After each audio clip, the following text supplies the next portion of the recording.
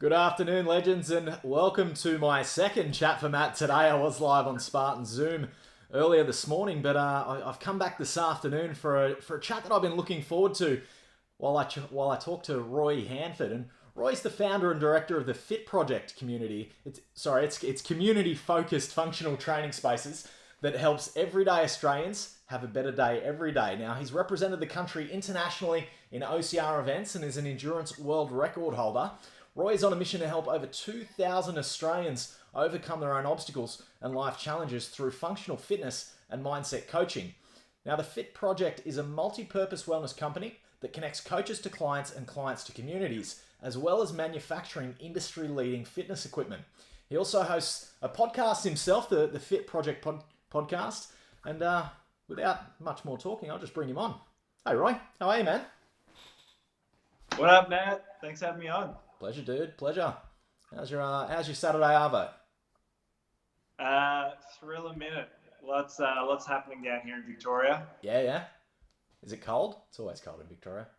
Yeah, it was pretty fresh. It's actually not too bad. I think it's 18 degrees today. It's actually a very good Melbourne day. That's not bad. It's still time. Still time for it to turn. That's it. 4 seasons in a day is what they say. Yeah. That's it. There's heaps of Spartans getting out and hitting virtuals down there that I've been seeing. Yeah, it's been really good. I'm figuring out when I will have the time to do it. You know, if you don't make time, it doesn't happen. Well, that's how I know. But in between the pull-ups I'm doing during the week, there's a lot on. Yeah, I feel that. And if you are watching, guys, give me a hashtag live, just like Ree's done. I can bring you comments on screen. And if you are watching a replay later on, give me a hashtag replay so I know who's watching. Chris, he's live from the recovery bath. Man, I just, you'll have to check my my story a little bit later, Roy. Chris, I'm running a competition today for people running these virtual races, and if they do it in costume, they could go in the running to win some free shit. And Chris, I've got a video of Chris running down the street somewhere, like past all these people in a full Batman suit. And people are just watching like going, where the fuck is this guy?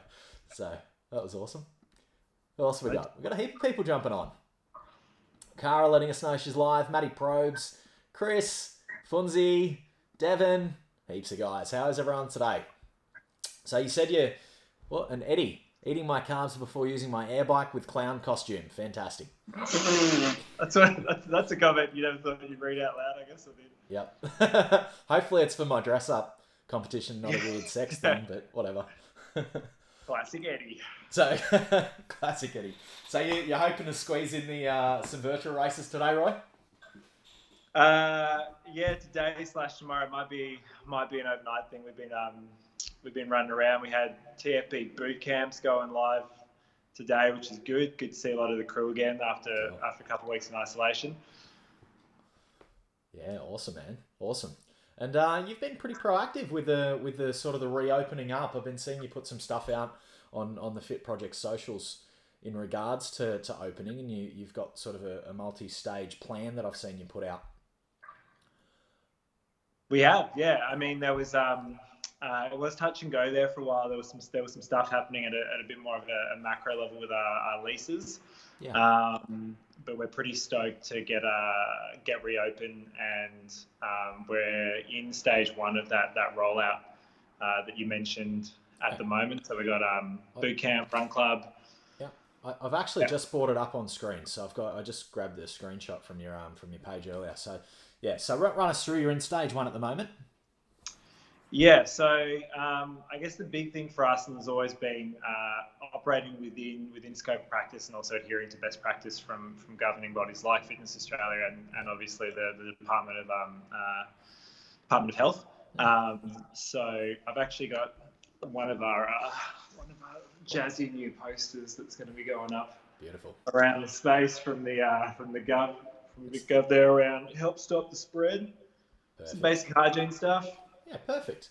Man, it's look, out of all the I'm connected with a lot of people in fitness in Australia, and yours is, you guys seem to be leading the charge as far as putting the information out there, letting your members know what's happening, and obviously being proactive about how you're managing risks and all that type of stuff, which is really cool to see.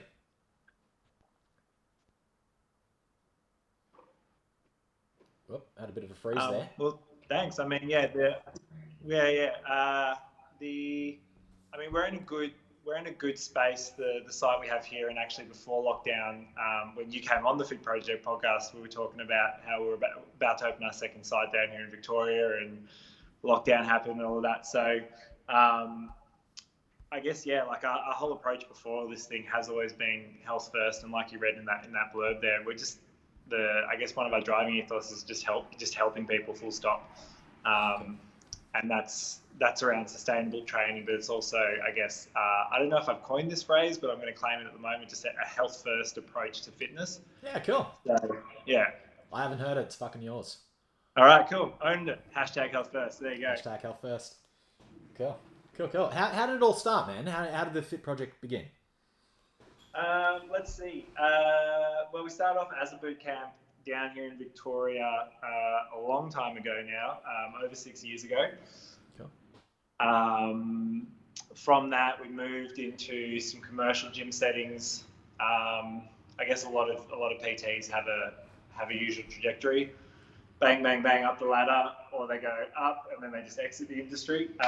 So I've always been really, I guess, passionate about working with people, but also, yeah, we talked about the core. Like your journey is very. I shared a lot of parallels with your journey when you're talking about working corporate and absolutely hating it. And actually, so my journey in the fitness space really started when my partner and a really good friend of mine who was a PT was like, "You hate the job in corporate world.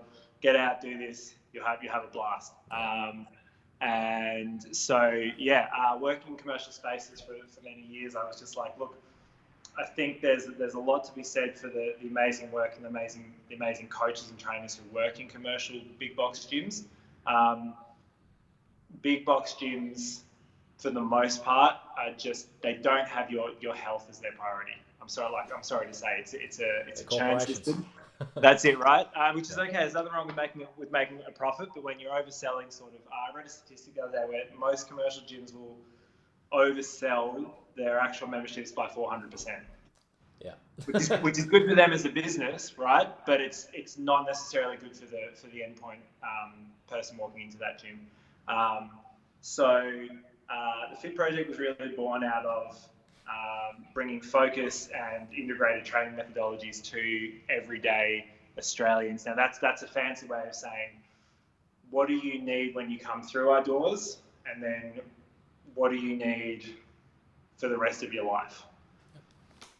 Which changes, right? You know, if I'm, if I get pregnant, if I have kids, if I lose my job, if I'm changing jobs, if I'm going to the emergency services, right? Life always throws us curveballs. So a big part of, like where we are and what we do is taking, again, we mentioned the Spartan virtual race stuff. A lot of the I guess the ethos or the pathos that I was learning on course at Spartan Race when Spartan started in Australia, and translating that as a little bit more accessible for the everyday human being. So here we are. Cool. One site reopening, and then soon to be 2 sites in Victoria. Cool.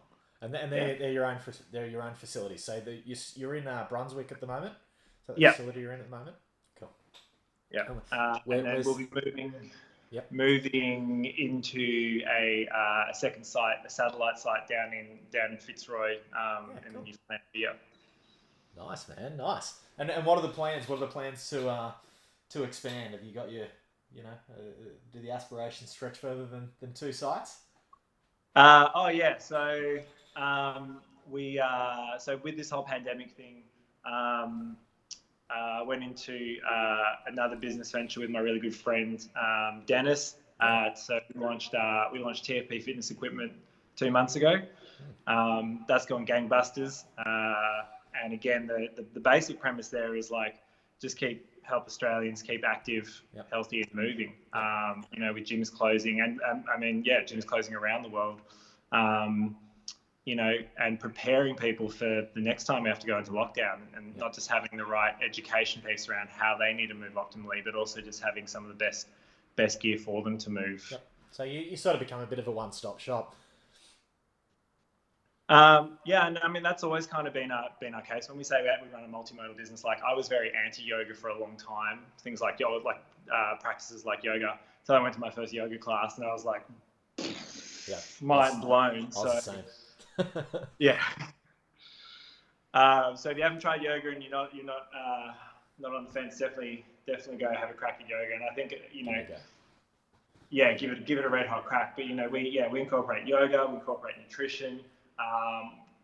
We're not just we don't just offer like face-to-face service, personal training, and semi-private training anymore. Now we offer equipment that can pair up with your training. So because like you said just before, were we live when you said that about making time?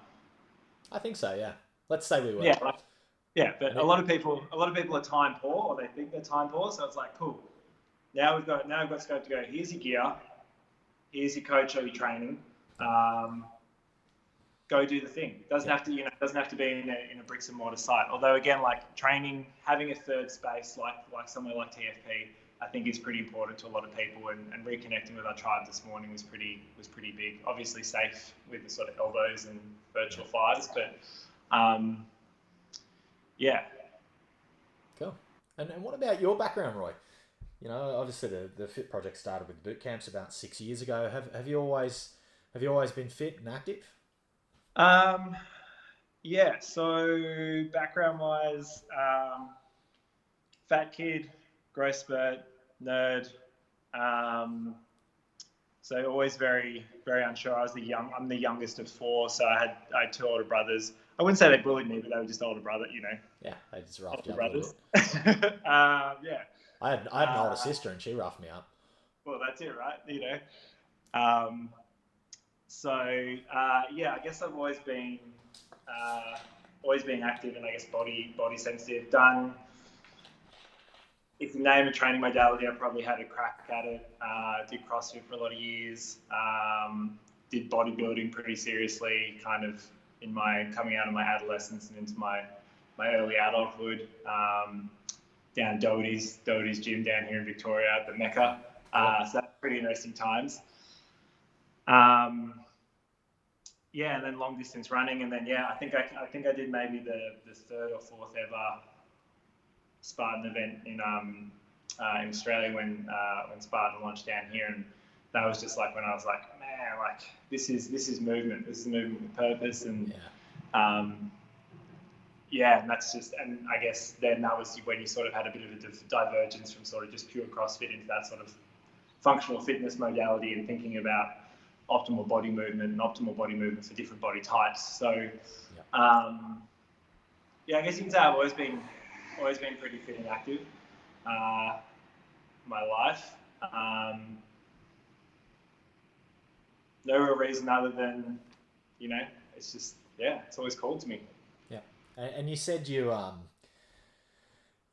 saw some parallels in my story. I was lucky enough to come on your podcast a couple of weeks ago, and you said there were some parallels for yourself coming out of corporate. So you were in corporate yourself.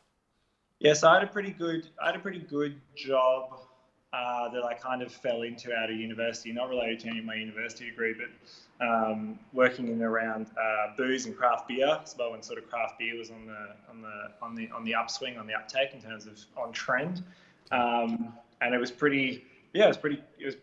I wouldn't say it was crazy, but it was. It was a good job. It paid well. There was a chance to move up the ladder every year.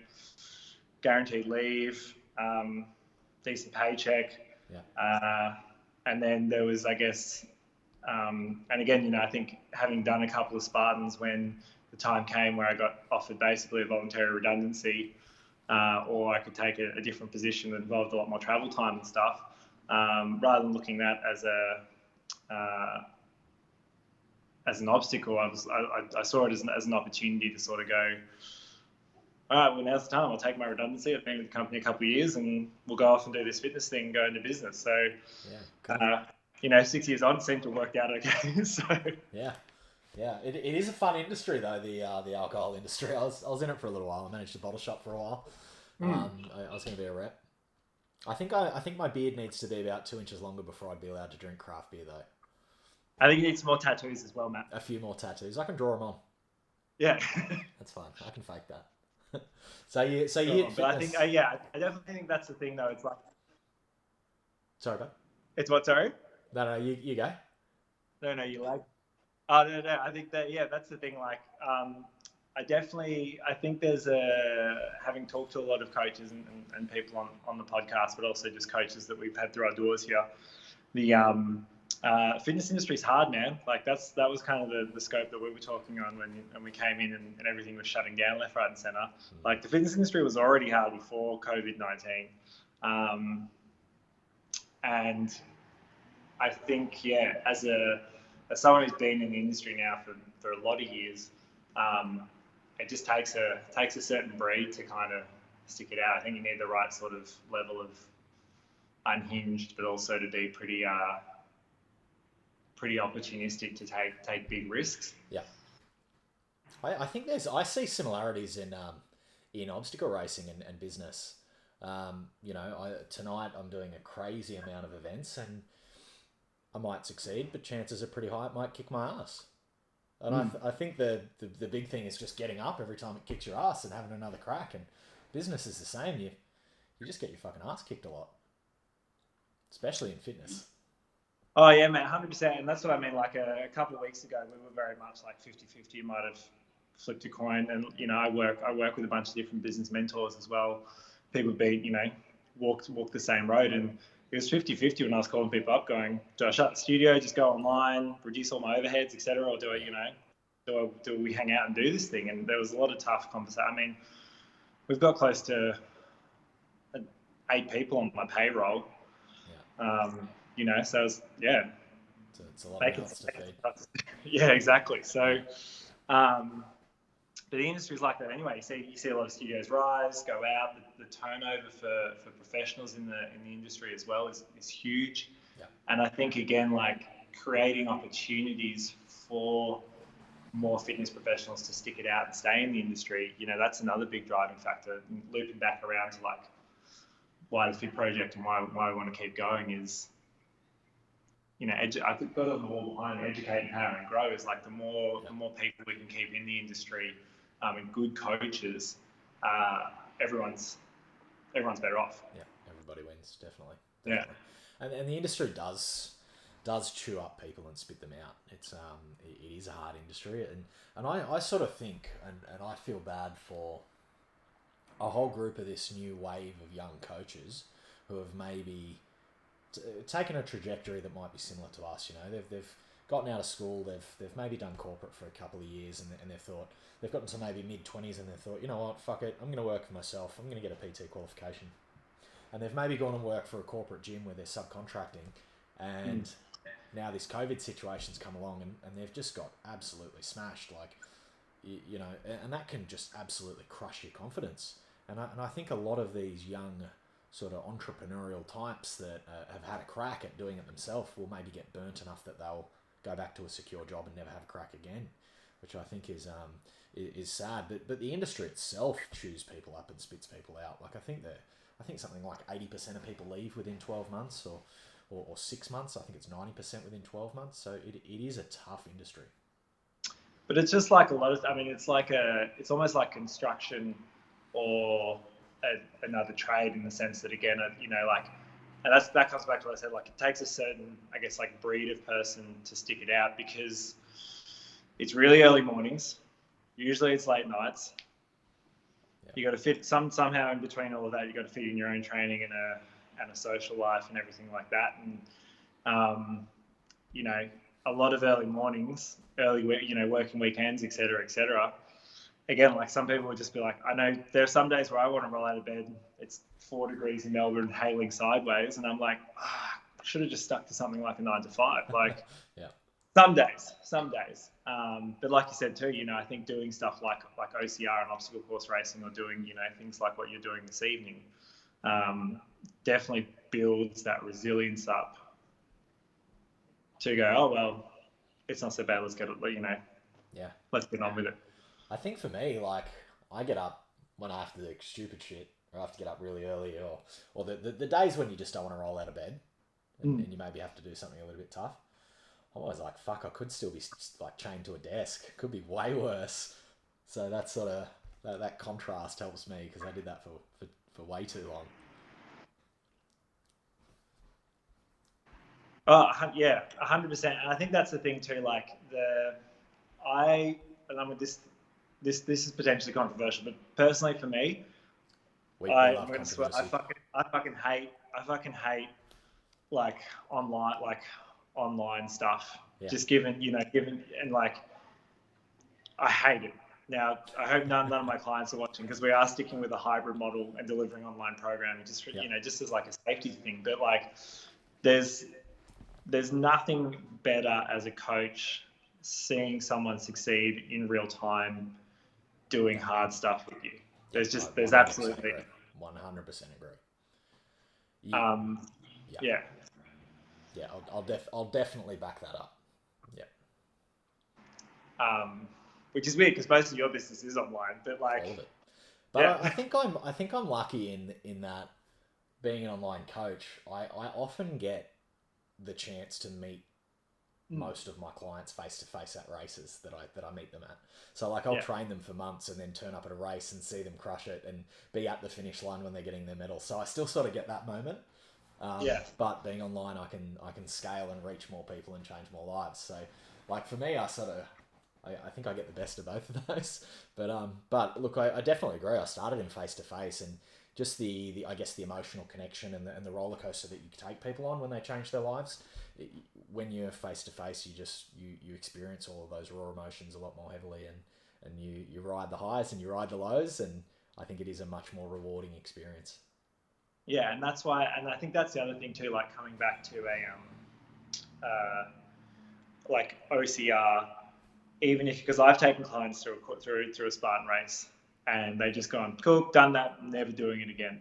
And there's nothing right, like there's nothing right or wrong with that. That's just like that's their experience. But even the fact that they got to the start line, got to the finish line, and then recognize that that's not their degree of uncomfortable, is like seeing that change in people's like behind people's eyes is like is huge. Or then they go the other way and they go, when's the next one? Well, let's go. Like able to see that change in people. When you can this is going to sound weird, but like when you can smell them, hear them breathing, just like seeing their whole body language, like I might not be wearing pants right now, like it's Zoom, none of us are. Yeah, I haven't worn pants for 4 weeks. And it's great, right? But so I'm really excited to sort of see some sort of shift in people, because I think that's the other big thing that I guess like I'm hopeful for is there will be a big shift in people's just overall consciousness of taking care of their health. So whether they're going to an online coach, whether they're just being like, hey, I actually really like running outside again because I'm on a treadmill. And again, don't want to be too controversial, but I fucking hate treadmills.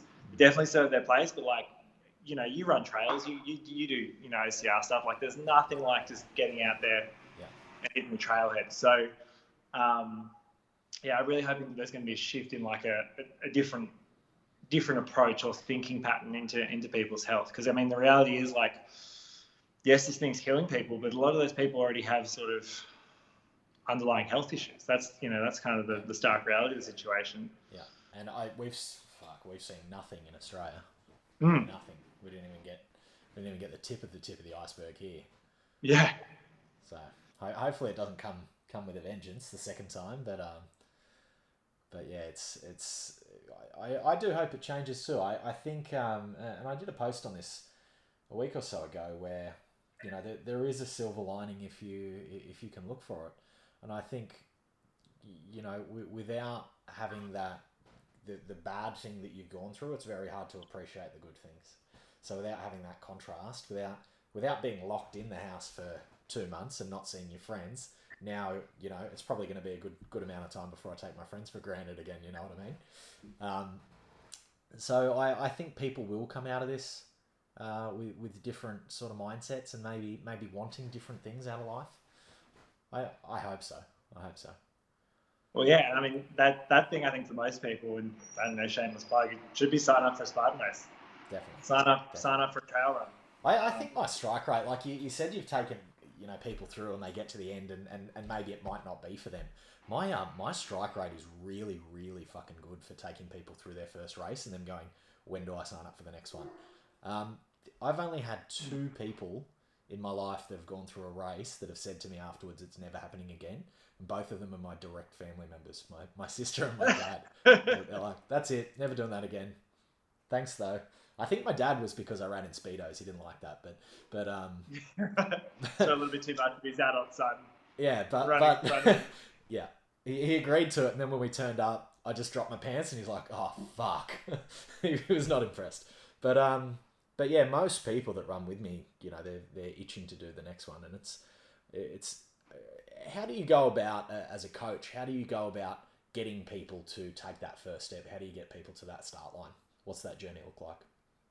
Well, so I do a lot of work around like DISC assessments and also personality types. So conversations I have with people, if it's someone who, say like an alpha, you got like a thing. It's just throwing the gauntlet down. Yeah. Basically, that's your approach with them. Whereas if you've got someone who, slap them in the face and go, get out there, go do it. What are you, scared? Yeah. That's the approach. And for people who take a little bit more, I guess, like coaxing into an event, sometimes they'll mention it in passing. They'll go, oh yeah, like I'd like to do something like that. And what I usually do is I push them out the plane without telling them I've given them parachute. And what I mean by that is I go, cool. Next time I see them, I go, I've just signed you up. It's on this date. We're going to go do it. Yeah, cool.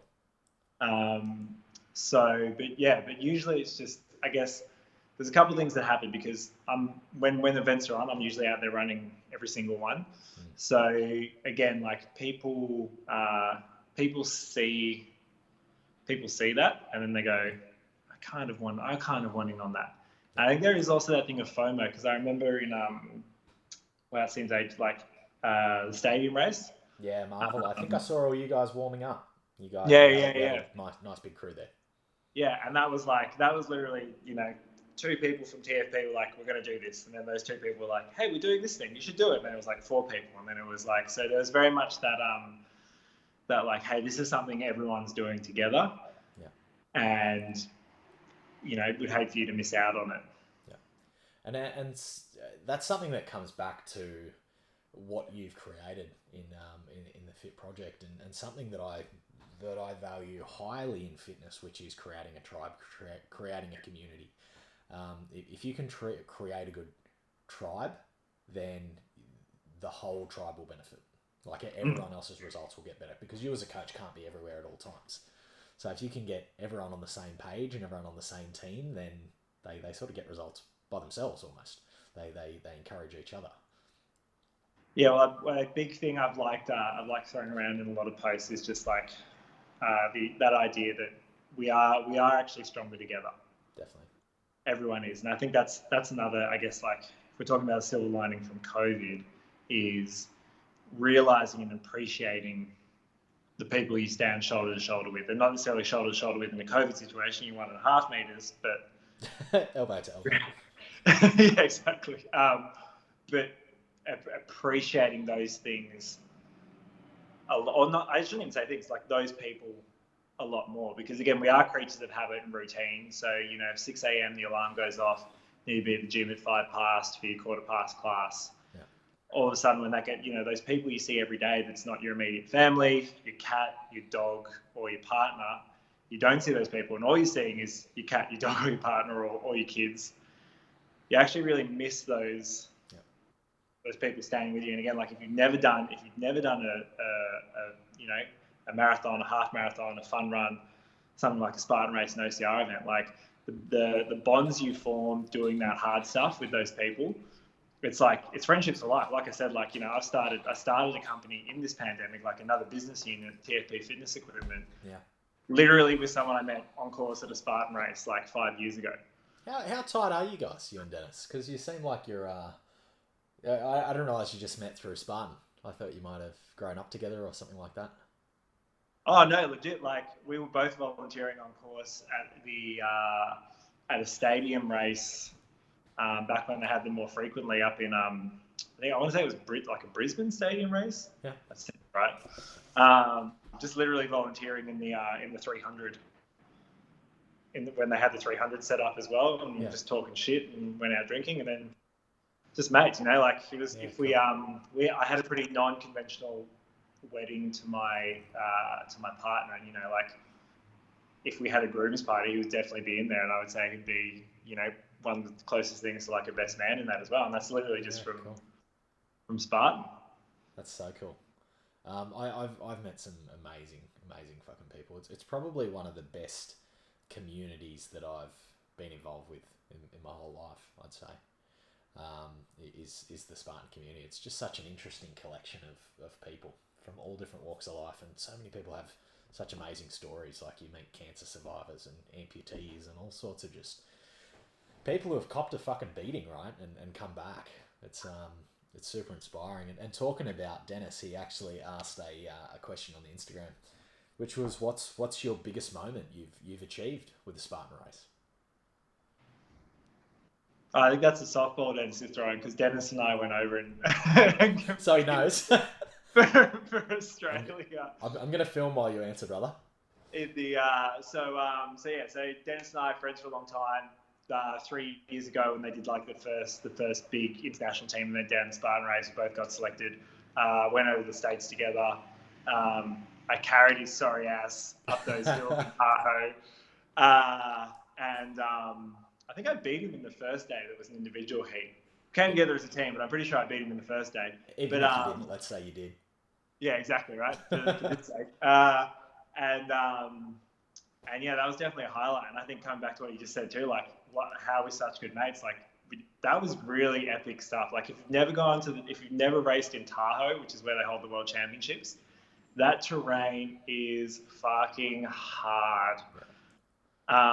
So yeah, I think that would be like one of the biggest moments. And then I think, the other big moment too was like I said, I got married not too long ago, and just standing shoulder to shoulder with someone like Dennis, who I just met through an incredible community like Spartan, having them there on like the happiest days of my life was just like, never would have seen it coming. Yeah, it's awesome. I actually, I passed Dennis at Oberon. Did you see him get skewered? Yeah. Yeah? Oh no, sorry, no, I was probably 2 k's in front of you. You would have been ahead. He fucking skewered himself big time. He had like the whole barb of like like barbed wire hat sort of folds out. It was like the whole thing. I don't know what the fuck it's called, but it was like right into his shoulder, and he was skewered big time. Yeah, he was bleeding. He was bleeding pretty bad. Yeah, and he was just stuck. Like he didn't look like he was in pain, but we were all just sort of crawling around him. And I just yelled out, "Just remember, I beat you fair and square, Dennis." But he caught me later, fucker. But no, he's a good dude. So you guys have partnered together to make some fitness equipment. It looks like you guys are. Is he a boilermaker or a fabricator or something like that?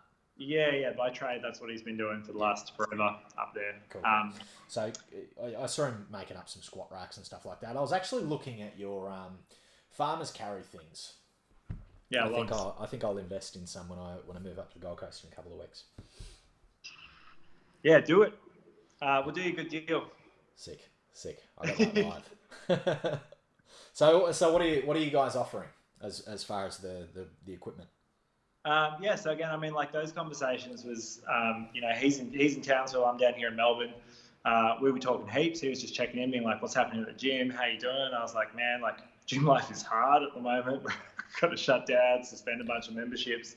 Don't know if we'll reopen, when we'll reopen." He was like, "Yeah, man, like I'm building all of this stuff for my CrossFit community up here.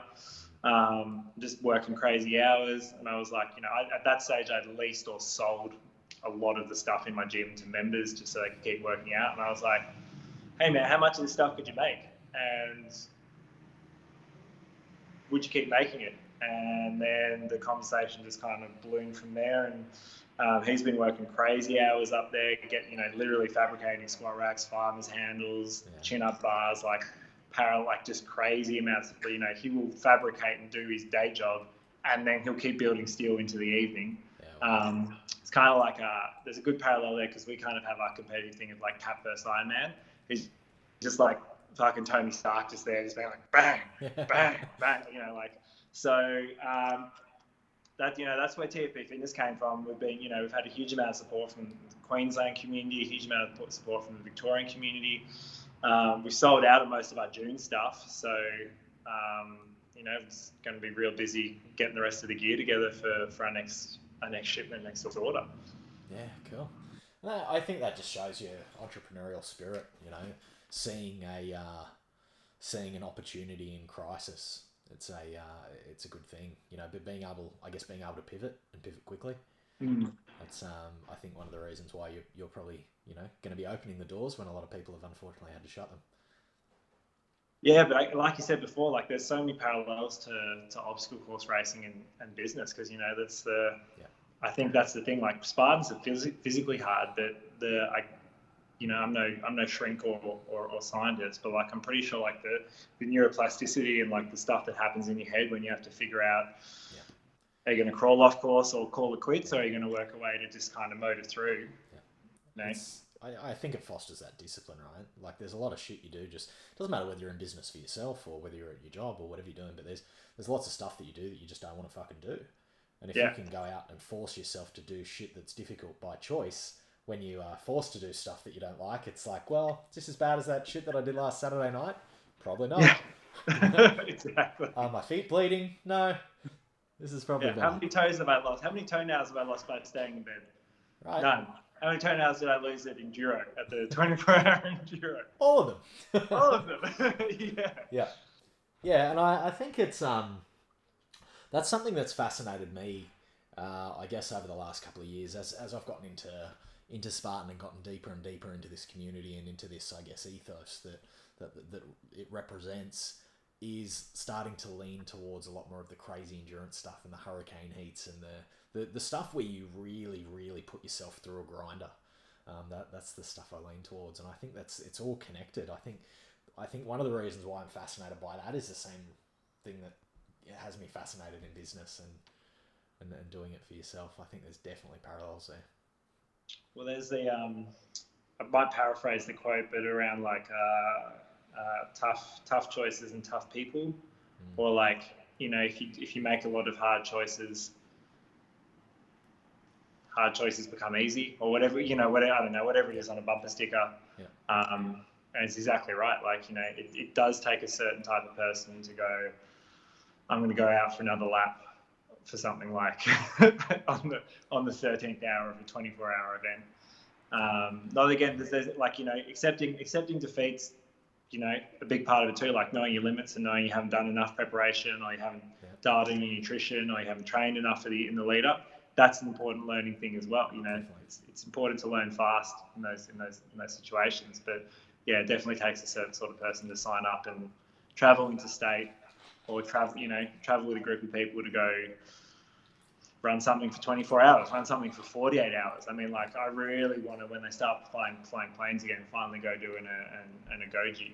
Yeah, me too, man. I was looking at Dubai this year, December. It's on the to-do list, and I think Death Race has come up my ladder of priority now as well. But yeah, the Agogi I'll definitely hit, and that sort of leads me into something that I want to ask you. Being a coach that gets people into obstacle racing, how do you teach your clients when to push and when to quit? I think it's something that is quite innate that you have to learn, but it's, as coaches, especially in OCR, we're always teaching our people, get out there and run. You can do another lap. You've got more than what you think you have. But how do you teach them where that limit is? How do you teach them to be smart enough to stop?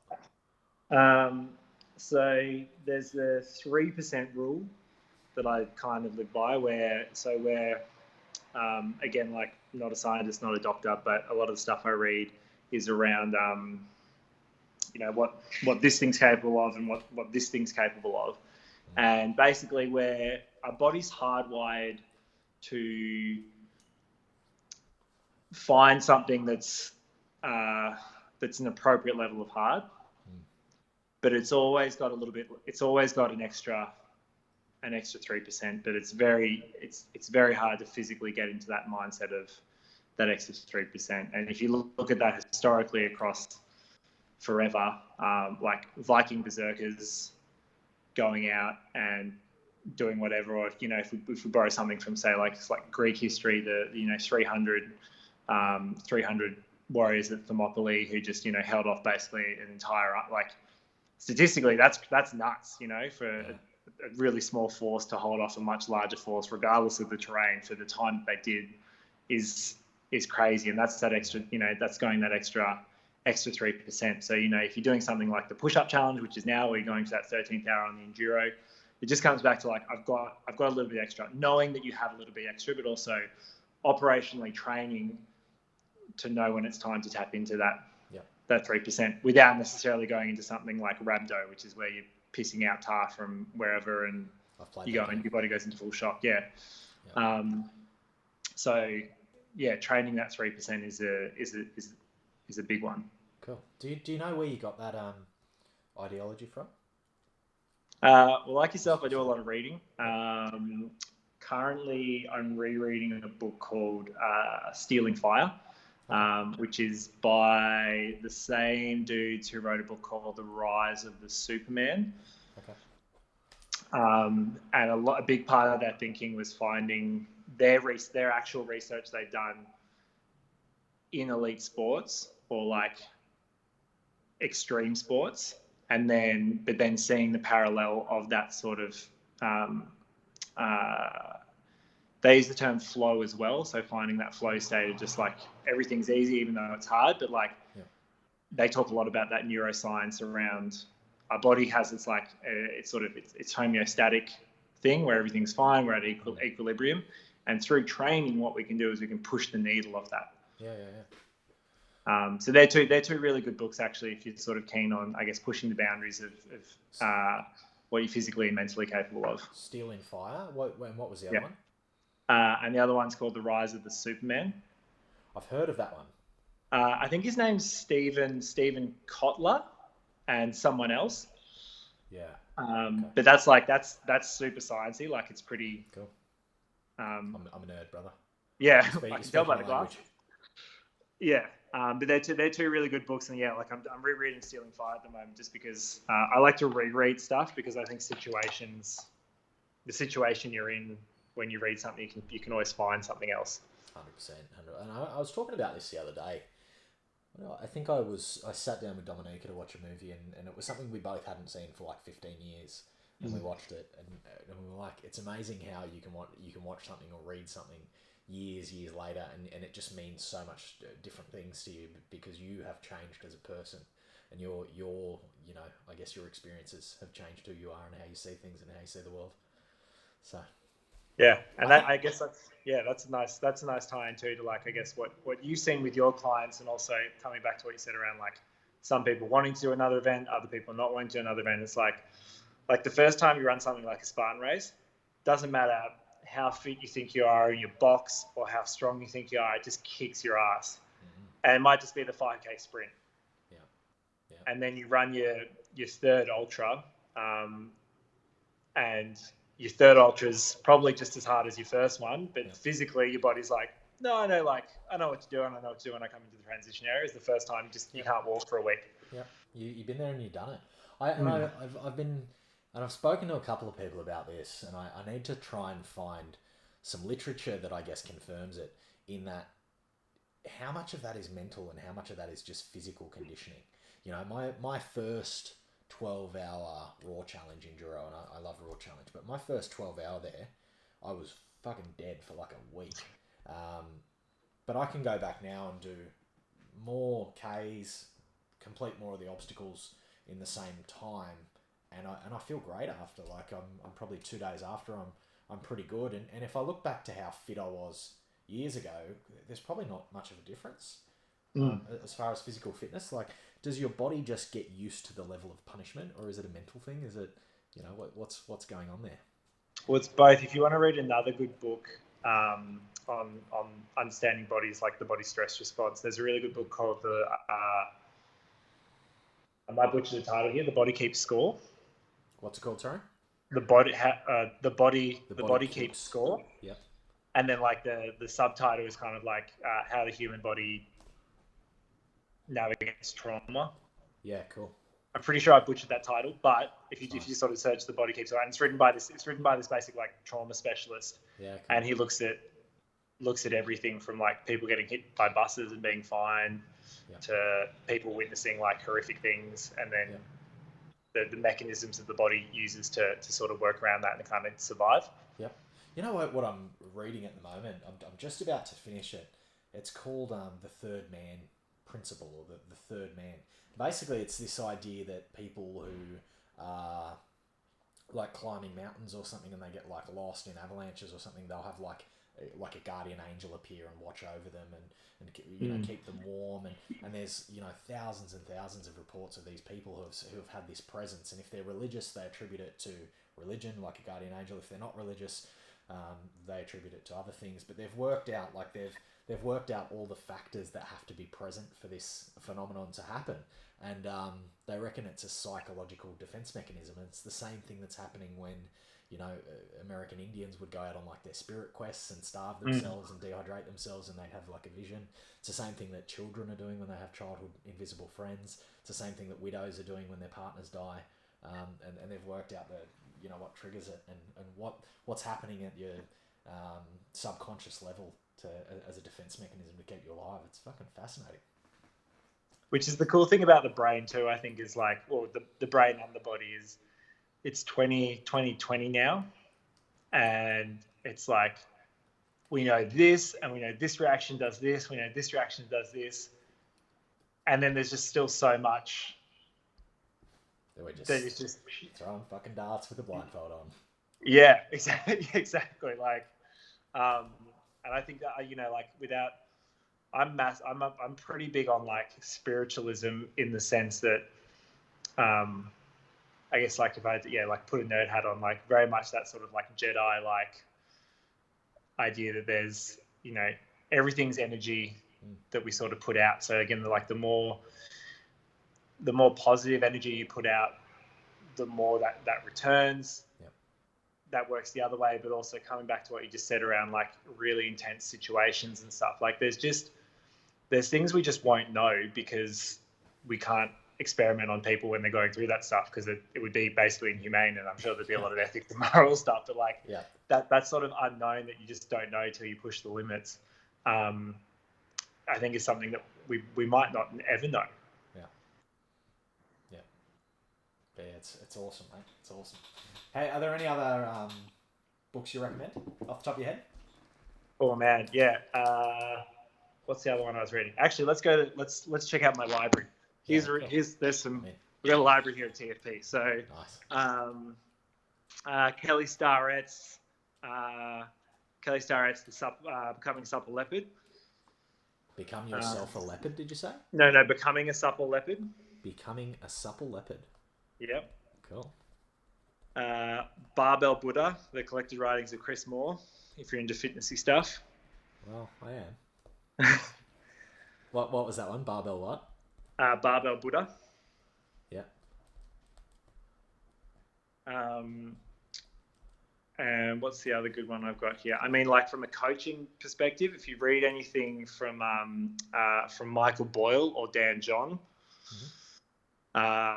I think more people should read those guys. They're just like, just from a technical side of things. Even if you're not a coach and you just want to get better in your garage gym, check out, I think, Michael Boyle and Dan John.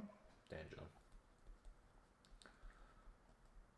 I've probably got 10 audiobooks in the queue, just ready to go. I reckon I'll chip through probably 2 or 3 of them tonight. I think I'll be going for about 14, 15 hours tonight. So I'll chip through a couple. But oh yeah, mate, I'm always looking for more. Do you mainly do audiobooks, right? Oh, always, man, always. Okay. I can't even remember the last time I read a physical book. And I loved reading like physical books when I grew up, and I used to read a lot of fantasy, fiction stuff, and that was sort of my release in my downtime. But I think for me it just comes to a leveraging my time perspective.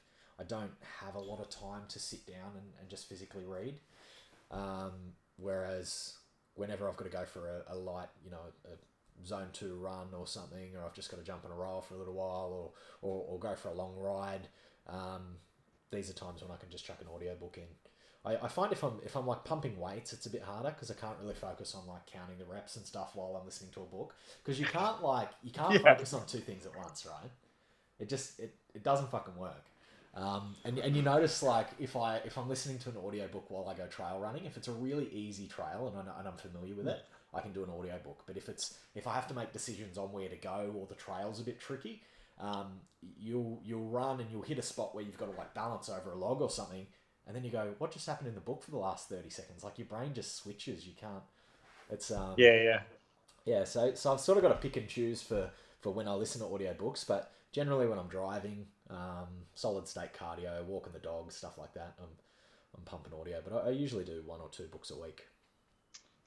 You're like the other, like you just said, around like technical trails and listening to audiobooks. There's another one I just reread called the One Thing. I've read that. Oh yeah. Business principle. That one focus. Yeah. I do something similar to the One Thing, but I have like, I call it the big rocks. So it's like every day you've got like a vase, right? And the big rocks are the big things that you want to get done. So there might be like 3 or 4 big things that you want to get done each day in your business. And these are things that are just going to advance you and get you further. And it might be your business, it might be your fitness, it might be your relationship, whatever it is you're working on. But you put these big rocks in first and you focus on them. Once the big rocks are in, you can't fit any more big rocks in, but you can start to pour gravel in. And the gravel is the other stuff that needs to get done, your day-to-day stuff, the stuff that keeps your business running, preparing your meals, the daily stuff that you can't really get out of. And then at the end, you've got your sand. And this is your notifications. This is all the shit that just pops up that's loud and urgent but not important. And it's basically this priority system that if you pour sand in first, if you just sit on Instagram and Facebook first, you won't have time for anything else. But it's sort of similar to the One Thing. But I did really enjoy that book. I'm trying to think who wrote that. Richard something, from memory. Yeah, well, I think that's another collaborative book. There's like the business guy, and then he talked to some guy with a PhD about the actual mental, like the stuff that people do, like the cognitive stuff that people do to back a lot of the stuff he was saying up. So yeah, I've got the guy I've gotten onto an author recently. And I've loved a couple of his books that I've read. It's a guy called Matt Fitzgerald, and he's a journalist. He wrote for like Triathlon magazine and a couple of other things, but he's an endurance athlete, journalist. But he works with some neuroscientists and talks about different stuff. And he's written 2 books that I really, really enjoyed. One's called How Bad Do You Want It? And the next one is called Diet Cult, which I just read recently, which just rocked my world about nutrition and the mentality. You just started that. That's why that name's last time we spoke, when you came on the podcast, you just started that or were reading that. That was awesome. I recommend that to anyone, especially if you're in fitness as a coach. Highly recommend that. That was a good read. Sweet. And yeah, sorry. Now that we're on a book tangent, they're all just coming now. Born to Run as well. Yeah, that's on my list. I think I've got it. They're ready to go, actually. If you're getting into running, or you've got clients who are getting into running, that's the barefoot one, isn't it? So that's it's a barefoot. I mean, yeah, it basically is like one of those books where like this started off barefoot running, but I think like it just brings that awareness to actually running. Oh, there's your Vibrams. These are the Merrills. So these are your Vivos. Yeah, nice. But they're Merrill's version. I bought these, and I bought the so these are like 0 drop, nothing in the heel. Yeah. And then I bought the trail ones, which have a tiny heel drop and like a little bit more padding. But yeah, fuck, I'm loving them, man. I've been using them for maybe 3 weeks. And my feet just feel so good. Do you have big feet? Yeah, big wide feet and long toes and like a long middle toe, and they crunch right up. And I've had troubles with feet as fucking long as I've been doing Spartan. If I've got the wrong shoes, I'll get 7-8 Ks in and I'm fucked. It feels like I'm getting stabbed in my feet with a knife. Yeah, man. No, I feel that. My feet, like, we the same, Matt. We the same. My feet are exactly the same. But like weird long second toe, real wide base on my feet. I hear it's a Roman trait. So what's Okay. what's your background? What's your heritage? German, American. I'm German English, Yeah, which is right. probably pretty much the same thing. But Yeah. I hear it's a Roman trait from when the Romans went and raped all the English, which is wholesome. Okay. That middle toe. If you look at all the ancient Roman statues, they've all got like that middle toe longer than the big toe. Yeah, yeah. Okay. Yeah, there you go. But yeah, so Soul brother. you have the same problems with your feet. Yeah, man. And when I went to a barefoot or like like close to a zero drop, Yeah. is like game changer. But also the like the some of the Innovate Trail Series shoes that they used to run had like a much wider base, and they were just awesome because like they were like that thick, real good grip. Yeah, I just bought some actually. Wildfire Sports had a sale on, and I saw there was some Innovate. They're red and black, but they were like Yeah, a wide toe box.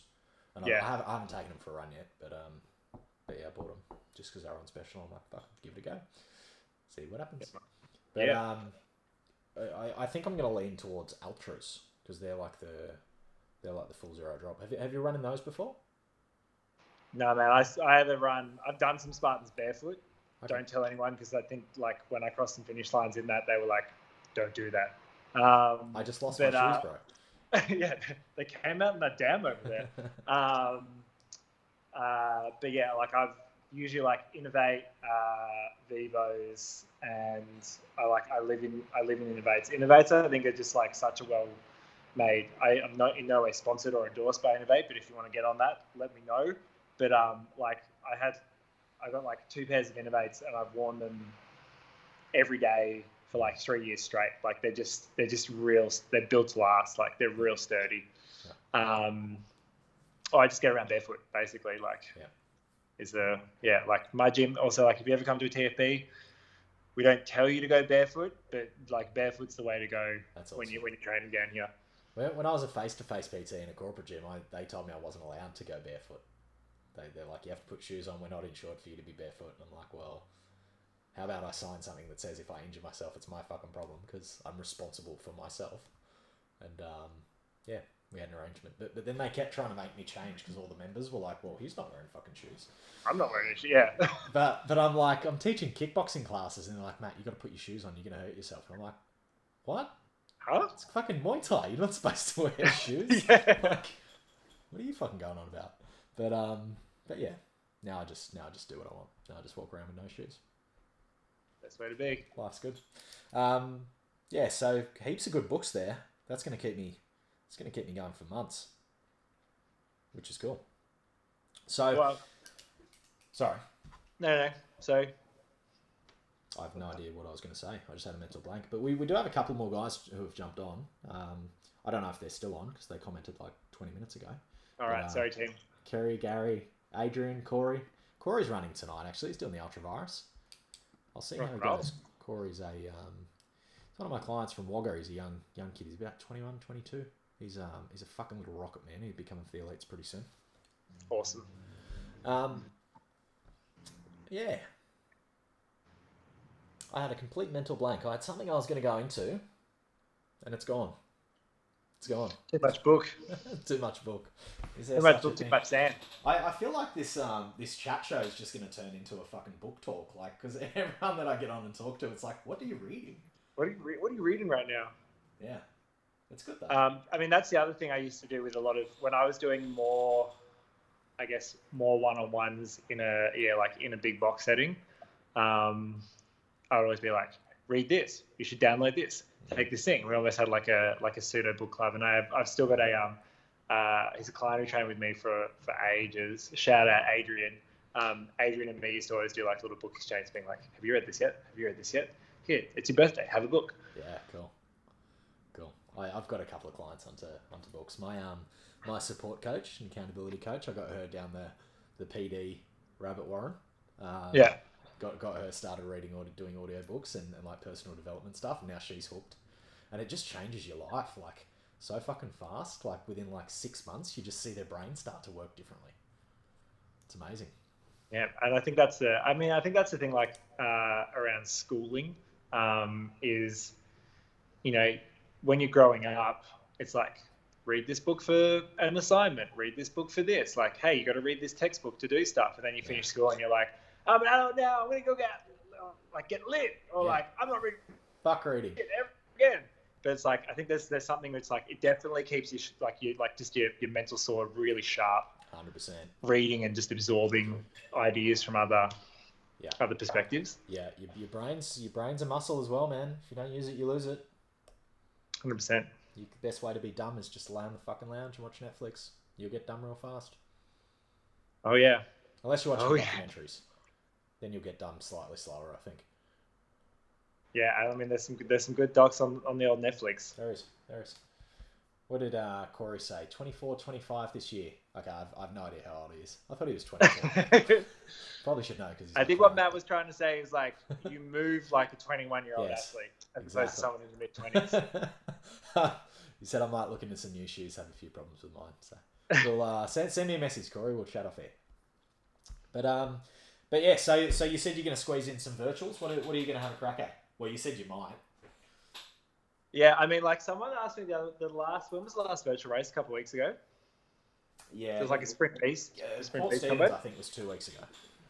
Yeah, Port Stevens. Someone, a couple of people were messaging me and they were like, "Oh, are you doing the virtual race stuff?" And I was like, I don't feel like I have time to do that. So what I did instead was just throw on my tack vest and went for a run.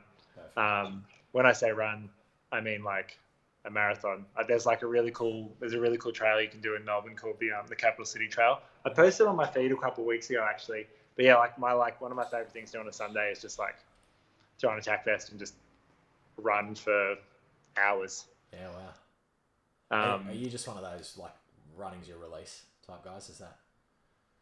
Yeah, I mean, coming back to like a fitness journey thing, like cross country running, I seriously got into in my teens. Yeah. And it's just, it's one of those things that's just stuck with me where it's like the bigger the distance, I'll do it. So if there's like a choice between like a 21K or a marathon, it's like, I've got to do the marathon. And if I do the marathon in a good enough time, I'll come back and I'll do the shorter distance. Yeah. Cool. But yeah, like I love running like no headphones. I love running with audiobooks. I love running with podcasts. It just depends on the mood. But one of my like things I just like I do when everything's going like a little bit is just like cool tack vest, hydration pack. See you, Joe. Joe's my partner. I'm like, I'm going running for a little bit. I'll see you in a while. Yeah, cool. Just go and get after it. Yeah. Nice.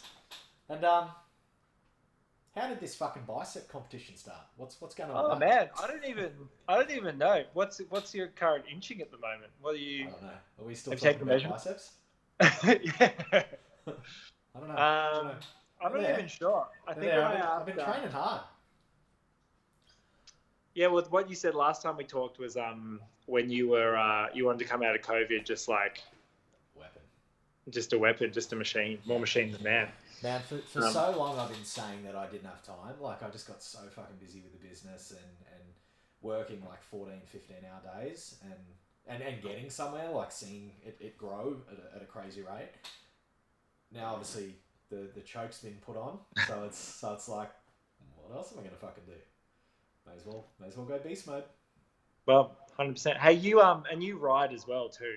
Just started to, man. I bought a bike in February. Right. And I'm loving it. Is that like a long-term dream, or were you just like, I'm a ride motorbike? I think I sort of. I think like last year I was getting a lot done in OCR and I ticked a lot of things off the bucket list, and I think I'm always sort of looking at, all right, I've probably got another couple of years in OCR where I really want to achieve a couple of things.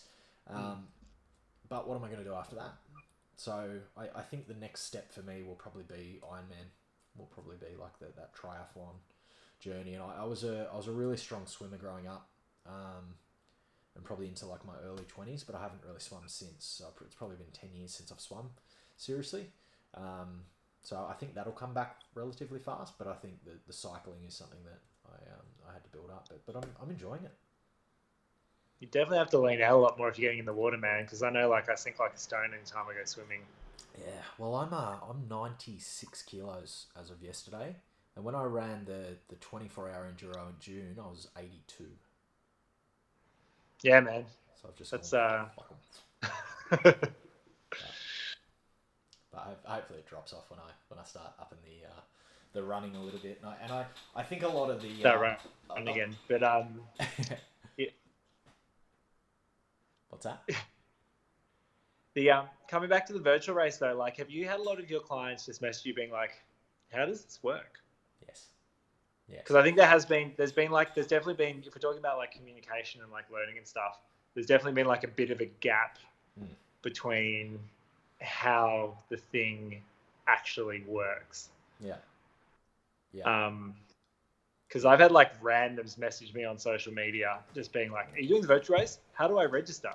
Yeah. What's the thing for this? Like, do I pay something? Do I not pay something? What do I actually have to do?" And I'm like, I looked at like, I read some of the stuff, but again, because like you said, like just notice the grind, reopening a gym, running an equipment thing. It's like if I can find 4 hours to do something, I'm gonna do it. Like I'm a step up, but like Yeah. I've actually copy pasted the FAQ link. That's how many people have messaged me about it. Yeah. So people message me, they're like, "What do I do about Spartan? I haven't paid. Can I run?" And I'm like, "Here you go. Copy paste back. There you go." There you go. It's in the notes in my phone. Yeah.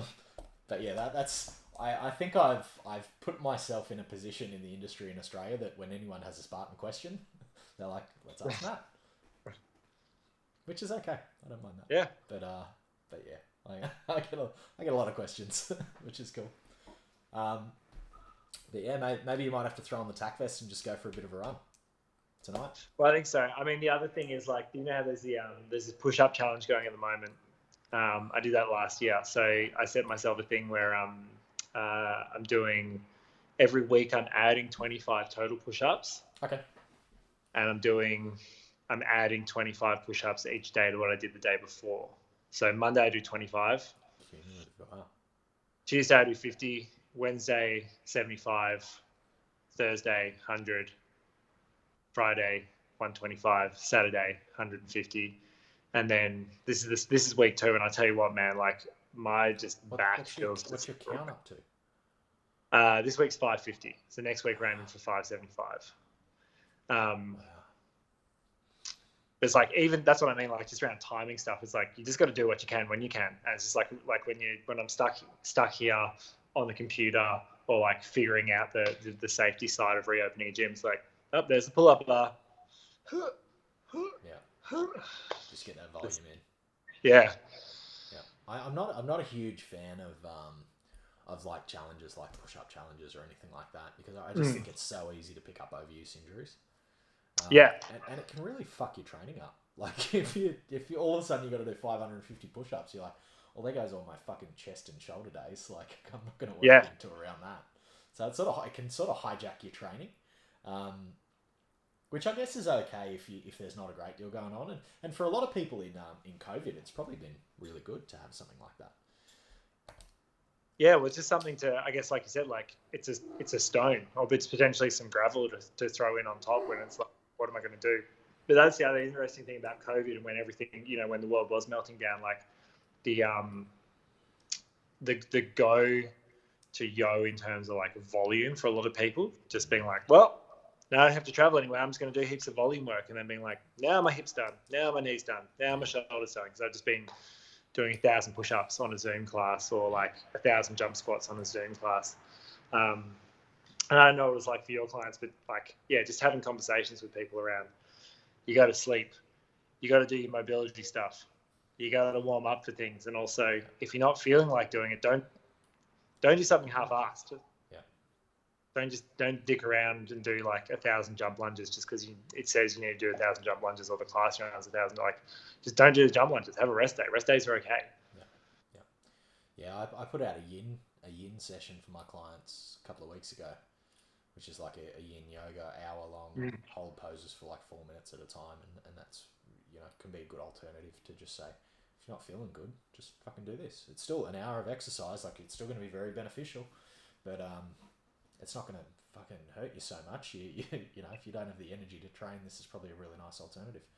But getting people. Sorry. No, I was going to say, and yin can be hard. Yeah, it's not. Yin's actually it's not comfortable. It's really hard. It's a really hard practice. I find there's a lot of similarity too in yin and crazy endurance stuff. like when you're on that sort of pain threshold and you just got to hold it. Yeah, it's very mental, man. It's very much you against your body. I think the practices that I've done. So my partner works in emergency services, which is also a yoga instructor, and some of the yin stuff we've done, particularly when we've run retreats, is like it'll take me, right up until the last 10 minutes. So if we're doing like a 90-minute thing, it'll be like hour 20, and then the last 10 minutes, my brain finally is just like, cool, and then the yin's just over, and you're like, God, what the. Come on. Or like sometimes, like you just go in and you're just like, everything feels cruel. Like you said, like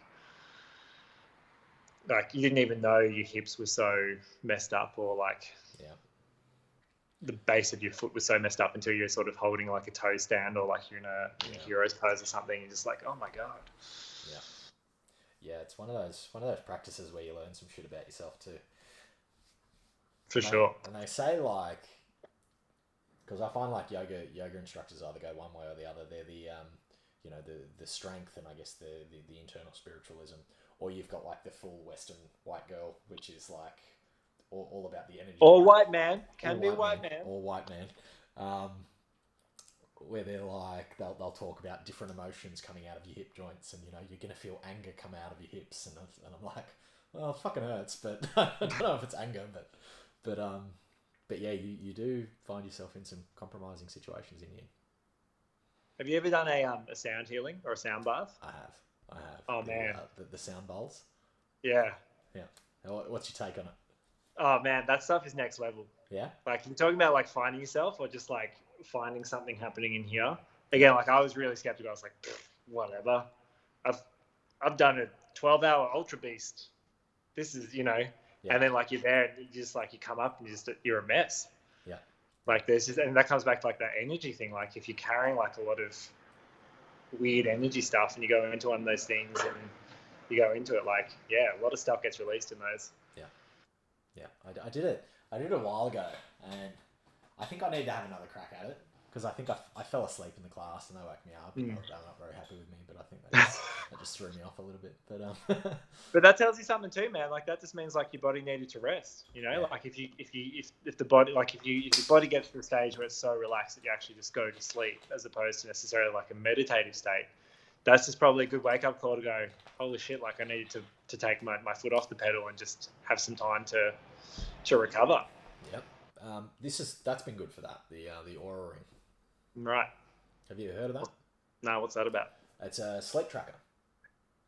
So it's okay. got all these like sensors and Whoa. stuff. And it it tracks all your sleep and your heart rate and your temperature and your heart rate variability and all that type of stuff. And it'll actually come up and tell me when I need rest days. And it's a really good sleep and recovery tracker. It's really cool. You're pretty digital. How do you feel around intuition?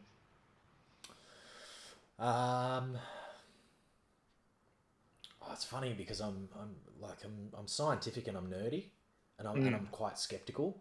But I think I go with my gut a lot, especially in business, and a lot of the time it pays off. So I think I think intuition is very real, especially just around first instincts of people. Like within 20, 30 seconds, I can usually make a snap judgment on somebody, and it'll prove to be accurate years later. I think it's very real. Yeah, okay. And then what about like... Sorry. No, I was going to say, like, because coming back to like 3% or like just finding a little bit extra, like if your heart rate monitor is like redlining, but you're like, I'm feeling fine. Are you having a heart attack, or is the sensor off? I think if you're fucking feeling fine, you're probably not having a heart attack. I think they're just data points. Yeah. So a lot of the time I'll run and I'll look at my heart rate and I'll go, wow, this is through the fucking roof. And I might nasal breathe a bit just to bring it down. But sometimes I'll run and the heart rate's high and I feel really good. I'm like, you know what? I can fucking turn this up another notch. I think it's just data points. The more data points you have, the more accurate it's going to be over time. The Aura, I think, has been really good for me with recovery. Like it'll track everything. It'll tell if you track the data really close, you can tell like when you're starting to get sick and stuff just by the little subtle changes in your heart rate and your body temp while you're sleeping and stuff like that. But a lot of the time I'll like wake up and I'll feel pretty flat, and I usually train with my PT about 9:45, and we'll be 10 minutes in, and I'll just be like, fuck, I feel a bit flat today, and I'll open the aura up and it'll say you need a rest day. You know, your readiness score is terrible. So a lot of the time it sort of confirms what I feel anyway. But yeah, I love tech. I spend way too much money on it. Tech and shoes. Yeah, are you a tech dude? I kind of I've got a real love-hate relationship, because some days I use some days I use this a lot. Yeah. Even with strength training stuff, like just making sure I'm really precise like with timing recovery, like particularly recovery windows if you're doing like between max sets? deadlift testing stuff. Yeah. Like I'm like got to be like 3 minutes exactly, like 5 minutes exactly. I do exactly the same thing. Yeah. But then other days I'm like what was it yesterday? Yesterday I was like, throw my phone in the drawer, throw my watch in the drawer. Yeah. Not looking at it. I'm just gonna go. I have it on do not disturb mode most of the time, so I have it on airplane mode a lot. So they're still tracking sort of the fitness stuff, but the notifications aren't there, just always fucking going off. Especially if you've got to get shit done. Especially if you've got to get shit done with your business. Sometimes you just got to fuck the notifications off. They sell these like little lock boxes that you can put your phone in, and it like locks your phone for like an hour. Cool. I think I need one. But yeah, I mean, yeah, because you got a lot of tech going. But I'm this. I don't know if you see like I'm big. Can you see like that yellow? That sea of yellow. That's like I'm very much like I need to write. Like I write everything down. If I can do it not on a laptop, I don't do it on a laptop. I've got like vision boards and like Kanban boards and stuff like that, with like whiteboards everywhere. That's kind of my kind of vibe. Yeah, cool. And I guess what's next for you, Roy? Definitely dinner. Definitely one. Definitely dinner. Dinner. Yeah, man. Like we're just world domination. I keep joking with people world domination, but when I looked back, like this was a really good time, like you said, like in terms of the choke. But like I look back on a lot of our numbers in terms of people we've served and stuff, and like we've had the Fit Project's had 1,000 people. We've trained 1,000 people. Wow. In a number of different varieties, for a small studio. Even just stuff like retention, I'm like, that's awesome. I want to get my second studio up and running. I want to get more of our gear, because hand on my heart, like our gear is going to be is legit. And I think a lot of I'm a big believer in foundations as well. So like before you run a marathon, go to a 5K event. Before you do a half marathon, make sure you run a 10K event. So building a lot of the basics out. But when I say world domination, I legit mean like I want TFP fitness equipment in every house on the eastern seaboard, something, because that means again we can fulfill our mission of helping and serving more Australians, and helping them just train better. Our 5-year vision for TFP is to have 5 studios in Victoria, and our 10-year vision is to have at least 2 TFPs in every capital city on the eastern seaboard as well. So, awesome. I won't be happy till I have 10 TFPs Australia wide, and a TFP dumbbell in everyone's household. Yeah, perfect, man. Perfect. Some good ambitions, mate, and it sounds like you're building it on the right philosophies, and you're teaching your members the right thing. So that's cool, man. It's cool. And then, of course, racing, man. Let's get back out on course. That's the other big thing. Let's fucking get back out there. I'm itching. These virtual races have been cool, but it's not the same thing. No, it's just not the same. I want to get muddy. And uncomfortably close to other muddy people again. That's it. In budgie smugglers. Yeah. Or something equivalent. Yeah. I don't know what it'll be. Spartan said to me, I said, what's the first race back? I'll have to bring out a special costume. And they said, oh, what's your costume going to be? And I said, well, I can't tell you because then you'll tell me not to come. So it's a fucking mystery. But it'll be good. It'll be good. Yeah, well, I can't wait to see it. I think I think the intro I said for you in your podcast was like, you might know Matt from his outlandish costumes he wears at the start line of the Spartan race. So keep them coming, man. They'll keep coming until Spartan ban me. They'll keep coming. Yeah, awesome. Awesome. All right, buddy. It's been awesome to chat to you today. Thank you for taking the time out of your Saturday afternoon. I will let you go and have some dinner. Was there anything else you wanted to say before you go? Any last plugs on the website, anything like that? Look, I mean, if you're down in Victoria and your gym's closed down, we're here to serve you in whatever capacity that looks like for you. We've got a pretty good hybrid model at the moment now as well, and given that we're now manufacturing our own gear, if you need gear to train, need some killer programming, and need to shake things up, hit us up. Otherwise, if you're already working with Matt and you're tuned into this, like, keep doing the stuff that this guy's telling you what to do. He knows what he's talking about, and he runs a pretty good program. Oh, right. Sorry. I'm really bad at that. I was on another podcast that's coming out soon, and they were like, tell us more about you. And I just started on this massive tangent around just moving better. But yeah, otherwise, like, check out TFP Fitness Equipment. We've got some stuff going out in June, more stuff coming out in July. So do that. And yeah, if you need a training space that's kick-ass and has a stellar community and you want to reconnect with some awesome people, or even just get to the start line of a Spartan race, look us up on the old Googles, the Fit Project. We're going to have another studio in the new financial year, so hopefully a little bit closer to you in central Melbourne. Or come see us in Brunswick. Cool. All right, brother.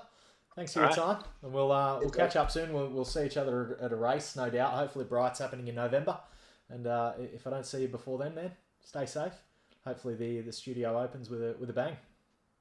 Rock and roll. Appreciate it, Matt. Catch you, buddy. Thanks, man. Bye.